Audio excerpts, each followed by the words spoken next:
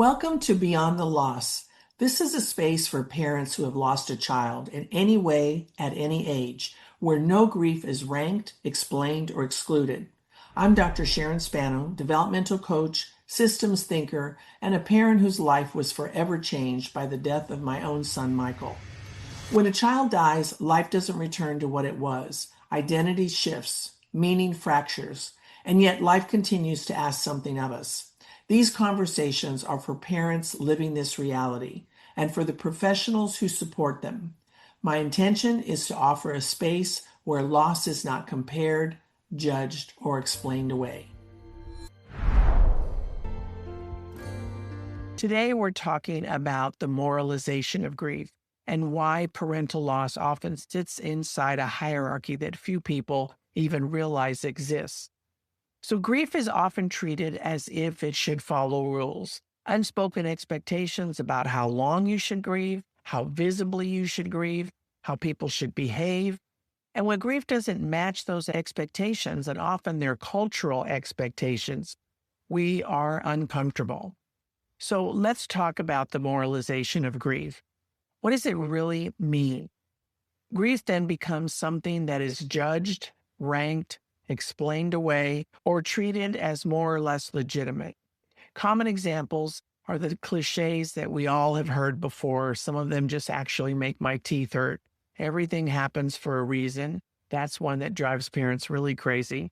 At least, blah, blah, blah, blah, blah. Or you should be further along by now, meaning in your grieving process. They're really saying you should be over it by now. But all of these euphemisms, if you will, and if you're a parent who's lost your son or daughter, they make your skin crawl, and I know that only too well. They're often said with very, very good intentions, but what they really do is they introduce judgment into grief. So how does this specifically show up in the context of child loss? Well, parental grief, as you may already know, is heavy.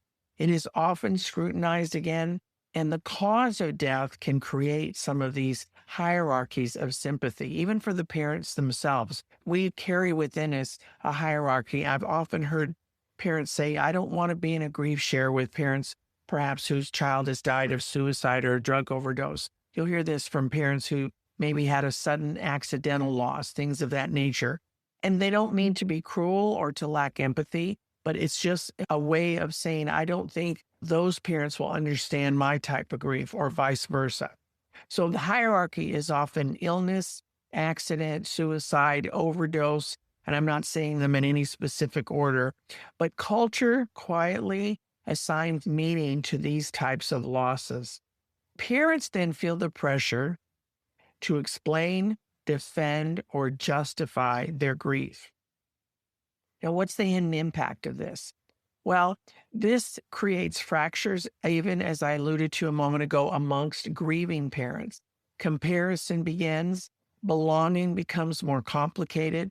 Parents may feel shame, isolation, misunderstanding, particularly around the issues of suicide or drug overdose. And grief becomes something they feel that they must account for or make up for. Why does this happen in our culture? I want to talk about that for a minute. Basically, as I've said before, when we lose a child, it disrupts the order of the family system. And we, by nature, as human beings, we seek order. So the death of a child disrupts that natural narrative of life. And culture innately tries to restore that order through explanation. We quite naturally, as human beings, look for stories that somehow will help make the loss feel more natural or predictable.